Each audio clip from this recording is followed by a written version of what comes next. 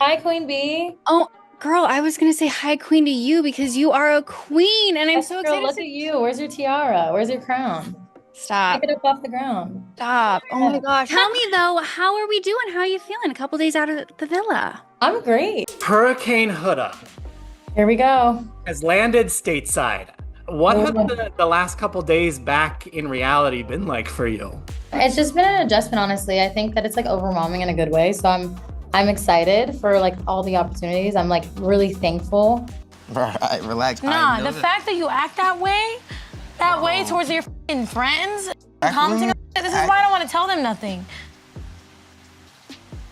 Okay, okay, bring it down. When I'm talking to you, I should be the one you confide in. I should be the one that's there for you. We're Okay, having a best friend. I wasn't finna. Okay, it doesn't. I shook your hand. I gave you a thumbs up. I thought you were gonna sit next to me. You just ran off. I'm great. I'm good. Honestly, I think that everything is like a whole thing you have to process. It's like overwhelming in a good way. Yeah. And I'm really excited for all these opportunities. And I can't wait to finally just like see everybody and kind of like give back in a way. Yo, did anybody else notice your girl Huda was just a few falafels away from calling Jeremiah a nigga? I have so many plans coming up, like that I want to do, and things that I intend on doing in terms of like giving back. So I'm really excited to do those things, especially because those things are so important to me. So yeah, I'm very, very excited for everything and just like all the support. It's honestly more than I could have imagined that I've gotten. I think, leaving the villa, like I had thoughts in my head. I was like, okay, no one's gonna like me. I thought that I was like most hated, and like I turned out to be like one of the most loved. It was honestly just the biggest reward ever. And I think that I went through so much and ended up with such a blessing. I'm good. I think that everything is like a whole thing you have to process. It's like overwhelming in a good way. Yeah. And I'm really excited for all these opportunities. And I can't wait to finally just like see everybody and kind of like give back in a way. I have so many plans coming up, like that I want to do, and things that I intend on doing in terms of like giving back. So I'm really excited. I'm gonna sit there and you're always like, if I'm standing here, how do you usually hold me, Jeremiah? Okay, but it doesn't. No, look at me right now. How do you usually hold me, Jeremiah? I'm not gonna hold you the same way every time. The fact that you can't sit next to me if I'm in the movie. Jeremiah. Oh my God. You. I'm not doing all the drama, bro. I'm not trying to be dramatic, but that hurts, bro. And more than I expected coming out of the villa. I mean, tell me opening your phone and seeing all of it. I mean, crazy town, right? My phone started glitching. Like when I opened it, I was just like, I can't do it. I was like, I can't swipe on this thing. My phone was like glitching the whole time. I was like, oh my God, she's overstimulated like me. She's So I was like, okay, overstimulated. period. I understand you. You guys, we need to talk because Huda really said, I'm gonna count to 3 and turned a sleepy cuddle request into the most unhinged Love Island moment since someone cried over eyelashes.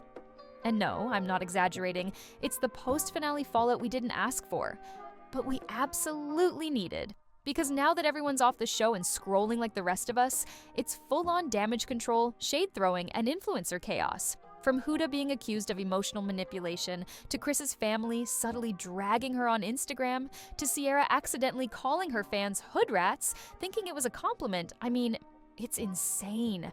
And if that wasn't enough, Huda broke up with Chris mid-date, asked him to carry her like she didn't just shatter his heart 10 seconds earlier, and the show threw in a surprise singer like it was The Bachelor meets satire. You literally couldn't script this better if you tried. So I'm very happy. Yeah, I think a lot of people saw themselves in you. We've all been in that spot where we've cared too much, we've loved a little too hard. Have you come up with a name for your supporters? Because I think Sierra had floated the name Hood Rats. But fans are not letting this slide. They're questioning everything. The double standards, the passive-aggressive family posts, and the real question, did Huda play the game harder than anyone else? And what about Ace and Shelley? People are clocking receipts, saying this was all rigged from day one. Oh, and the reunion? Andy Cohen is hosting, which means somebody's getting dragged, with a smile on. Stick around, because we've got every update, every plot twist, and every cryptic IG caption decoded.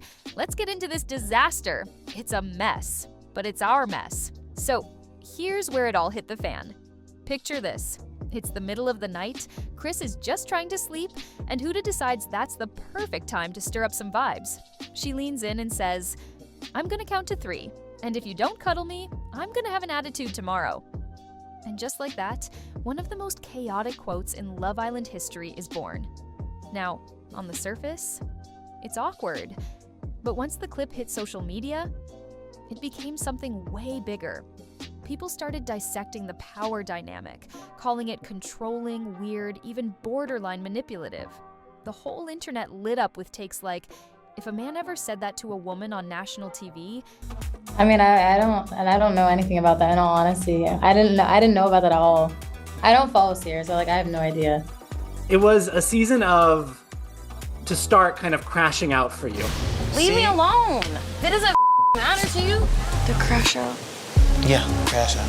This is the second one, right? No, it's actually like the 15th. Have you gone back and watched anything back? Will you watch the season? I'm scared I'm gonna get triggered in certain ways, but I'm like not 100% sure if I'm gonna watch it. This show would have gone off the air. And you know what? They're not totally wrong. The memes came flying. Cuddle coercion 101. Count to 3 and cancel. Chris blinked twice if you need help. It became this moment where fans weren't laughing with Huda. They were low-key calling her out. And yet, some fans still defended her, saying she was just being playful, just joking, that we're reading too much into it. But when the joke ends with a breakup the very next day, even the defenders started to feel a little confused. But here's the kicker. That scene wasn't even the peak. It was the match. The gasoline was everything that followed. The breakup, the post-show family drama, the shady captions. We're talking a full-on social media wildfire, and if you thought the cuddle countdown was strange, just wait, because what Huda did next had everyone side-eyeing her intentions. And what happened the next morning? Oh, it took the awkward to a whole new level. So let's fast forward. After dropping the infamous count to 3 line, Huda wakes up the next morning and decides, yeah, maybe this whole Chris thing isn't for her after all. They go on their final date. You know, the one that's supposed to be romantic, sweet, a chance to seal the deal. And Huda straight up breaks up with him, just like that. On the spot. On camera. She tells Chris she wants to just be friends. And the poor guy is sitting there, probably still processing the cuddle countdown from the night before. And now he's getting emotionally benched in real time. And it doesn't even end there, because right after she ends it, she turns to him. I'm not opposed to it, but at the same time, I'm like, I just don't want to relive the trauma. Understandably. Yeah. Is there one question or one thing you would want to figure out by watching? Is there something in the back of your head of like, oh, maybe if I watch this, I'll know what this was? Dead serious, Min asks, so, are you gonna carry me over the water? What? You cannot make this stuff up. Chris, understandably, just looks at her like she's lost the plot. And with all the grace of someone who was just dumped but still somehow expected to perform, he says, I'm not gonna carry you. Period. It was so painfully awkward, the entire internet collectively cringed. And then, as if the producers were trolling at this point, a live singer popped out of the bushes to serenade them. In the middle of the breakup, while she's standing there in full Princess Core mode, and he's just trying to survive the last 15 minutes of his reality TV arc. People online said it felt like a fever dream. One tweet said, Love Island turned into The Bachelor and SNL at the same time. Another person said it was the most unhinged thing they'd seen since the Casa Amor twist in season 5. And the worst part? It felt like Chris was trying so hard to stay respectful, but even he couldn't mask the confusion on his face. You could see him mentally packing his bags and calling his therapist from the exit interview. But if you thought that moment was the final straw, just wait until you hear what his family had to say about all of it. So here's the thing, after all that went down between Huda and Chris, the late-night ultimatums, the awkward breakup, the carry me anyway moment, viewers were dying to see how Chris's family would react. And when they showed up in the villa, his mom and sister came in, smiled, hugged everyone, and hit us with a calm, we have no notes. I've seen some clips here and there. I really think that I already know for a fact that things were not put in and were taken out of context. So it's okay. You know, it happens at his reality TV, but I know who I am as a person. I know what happened. And, you know, all I can do is kind of explain why things happen and certain scenarios that may have caused certain outcomes. Excuse me? You could literally see Chris do a double take. Like, really? No notes? not even a mild concern. His whole relationship just imploded on national TV and all we got was cute vibes and good luck. Yeah, something wasn't adding up. But don't worry, because the real notes came after the cameras were off. Cue Chris's other sister, not the one who showed up in the villa, but the one back home watching the drama unfold like the rest of us. She hopped on Instagram and posted a not-so-subtle message that had the fandom in shambles. Her exact words, heal, heal, heal. So when a real one comes, you know how to accept it. And you already know fans were like, oh, she's talking about Huda. It wasn't even up for debate. Some people said it was the classiest drag of the year. Others were like, if my sister posted this after my breakup, I'd Venmo her $50 immediately. To make it even messier, there was another layer of shade, because around the same time, a video started circulating of Huda lip-syncing to a song, and people started questioning if she mouthed a slur. Is there a coulda, woulda, shoulda moment for you, something you wish you had done or could go back and redo? This is the thing, like, I want to say, like, yeah, obviously, like, I wish I would have moved slower in certain situations, like, taken my time and stuff like that, but I also think that suddenly, that heal post had double meaning. And honestly, it felt like Chris's family was just holding it in until they could speak freely. Because saying nothing on TV was the move. But social media? That's where the gloves came off. And while they were throwing shade with a smile, another islander was out here causing a whole different storm, and somehow managed to call Huda's entire fan base by the wrong name. Now look, Sierra had already been through the ringer before this. She got caught up in her own drama, had to post an apology video, and dipped from social media for a bit. But when she came back, she came in hot. And not exactly in the way fans were hoping, she dropped a whole photo dump from her time on the show. The caption was sweet, emotional, all the usual stuff about growth and memories and how she'll cherish every moment. Except she didn't tag Huda, and fans noticed. Instantly. Comment section? On fire. People started coming for her like, not you leaving out your bestie when she needs you the most. Others were accusing her of trying to quietly distance herself from the backlash Huda was facing. So, what does Sierra do? She jumps into the comments and tries to clean it up, says Huda's IG wasn't letting her tag, and that she didn't mean anything by it. She literally writes, "Please know it, Huda is my sister, and the love I have for her is infinite." But it didn't stop there, because in the same breath, Sierra accidentally refers to Huda's fandom as the Hood Rats. Yeah, apparently she thought that was the actual name of Huda's supporters, not realizing it was a nickname being used by haters online. And when people started freaking out, Sierra scrambled to clarify. A big part of life is like just learning from your mistakes and growing from those things and kind of just like growing from your experiences in life. And I think every single thing that's ever happened to me since I was a child kind of led me to who I am today and led me to be like this ambitious, kind, generous person. And I'm very blunt girl. Things in my past led me to be a very blunt girl. She said she was overwhelmed, easing back into social media, and genuinely thought it was a real fan name. She was like, my girl's gonna giggle at this, but honestly, no one was giggling. And then, in the background of all that, people noticed she had quietly unfollowed Nick, who had since moved on with Alandria. So now fans are reading between every line, every unfollow, every emoji. But Sierra wasn't done yet, because when she addressed the hate she'd been getting, it turned from a messy misunderstanding into something way deeper. So while everyone was focused on who tagged who unfollowed who, and what hood rats even meant, Sierra dropped something way more serious. She posted screenshots of the DMs she had been getting since leaving the villa, and y'all, they weren't just rude, they were vile. We're talking about people wishing harm on her family, saying she deserved worse, and threatening to call immigration on her loved ones. Like, how did we go from Love Island drama to this level of internet cruelty? And the wildest part? These weren't bots. These were real people, viewers, taking things to a whole other level over a TV show. Sierra shared them not for pity, but to call attention to how quickly things spiral online. Because what started as a conversation about accountability turned into a full-blown campaign of targeted harassment. She clapped back in the most composed way possible. She posted a note saying, and this is just who I am. This is who I am as a person. And all I can say is that I've always stayed genuine. Yeah, kind of take it or leave it. If you can't accept it, it's not for you. Exactly. You and Amaya both provided us with so many memeable moments. For That's you, my girl. That is my girl. we had Mamacita. We had My Dream Date. Is this still about accountability? Or is this just an excuse to be cruel? And honestly, she had a point.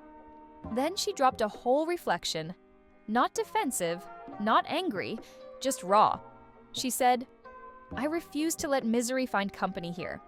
I'll keep living with love, presence, and gratitude, especially in the painful moments, because they too shape who we are. She basically told the haters, I'm not matching your energy. I'm moving higher. And whether you love her or not, it was one of the more grounded moments we've seen post-show. She even flipped the conversation, saying if people really cared about impact and healing, they'd be lifting up Asian voices, not tearing them down over drama they saw in a 40-minute episode. And yet, the hate didn't slow down. She posted a video, a personal one from before she entered the villa, and even that got flooded with people telling her to log off. But it also gave us a rare behind-the-scenes look at what Sierra was really walking into. Now let's pivot, because while Huda and Sierra were dominating the drama boards, Ace and Shelley were quietly becoming a whole different conversation. When they walked out of the villa, a lot of people thought they were solid. Maybe not the most exciting couple of the season, but steady, likable, chemistry for days. Right? Wrong, because fans, as always, did their homework, and the internet started digging. Reddit threads popped up, old follows were tracked, and suddenly people were saying Ace and Shelley knew each other before the show. Like, for real. There you go. We had a scapegoat. Which one is that? Okay, so you kept using the term scapegoat instead of scapegoat. So you didn't even know. You didn't even know That you is were so funny.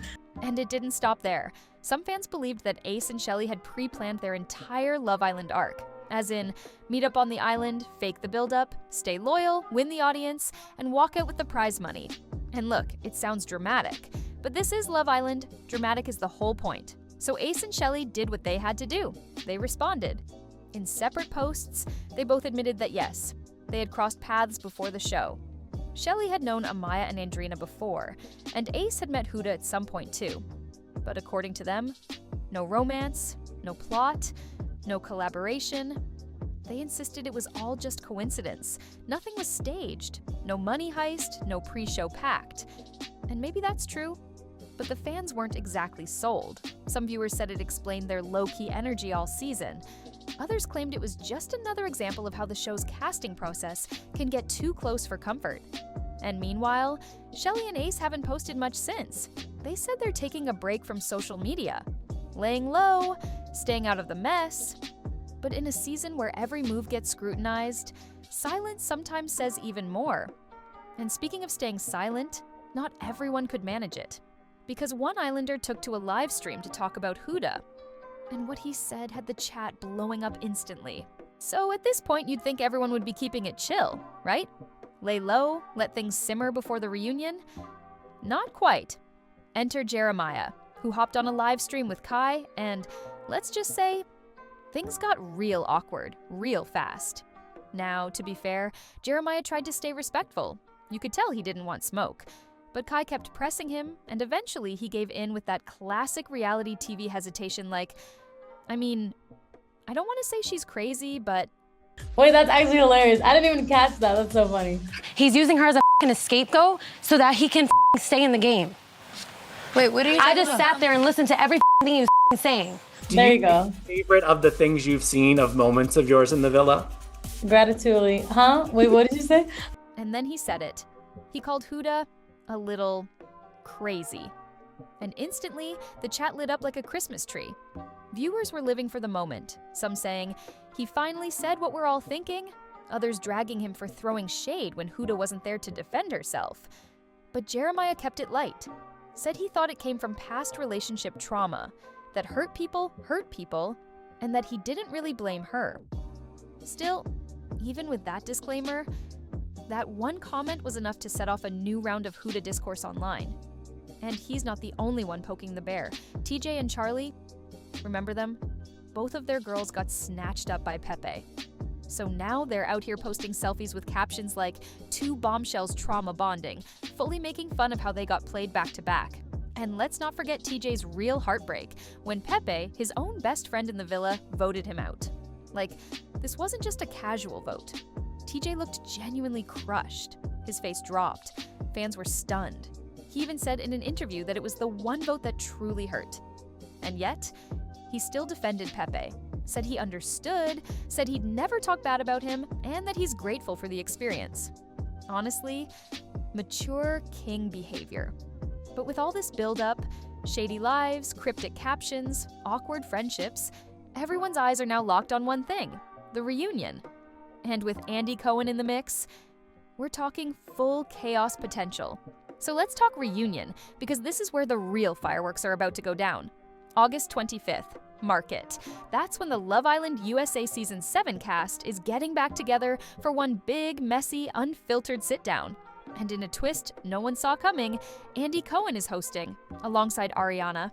Yeah, that Andy Cohen, the guy who turns Real Housewives dinner parties into war zones. So you already know he's walking in with the questions no one wants to answer, and the facial expressions that say, "I'm just here to stir the pot and sip the tea." And let's be honest, the producers knew what they were doing. They've got a season packed with unresolved tension, viral backlash, shady unfollows, and about 12 cryptic Instagram posts still sitting in everyone's minds rent-free. This reunion has all the ingredients for Bravo-level chaos. So who's confirmed? We've got the final 4 couples locked in, plus some fan favorites like Ace, Shelley, Jeremiah, Taylor, and maybe even Belle A. But here's the kicker: no official word on whether Sierra or Huda will show. And that's the part everyone's watching. Sierra's been under fire for weeks. Huda's had her fanbase split down the middle. And if either of them shows up, it's going to turn that stage into a pressure cooker. Because this isn't just a "where are they now" special. This is accountability, drama, and damage control, live and in high def. The reunion promo already teased that there will be confrontations, clarifications, and emotional moments. Translation: people are about to get called out. And fans are praying it doesn't turn into a bunch of fake apologies and forced hugs.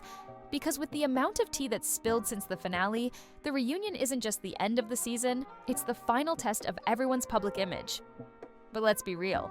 With Andy Cohen holding the cue cards, somebody's going home in tears. Or at least with their PR team on speed dial.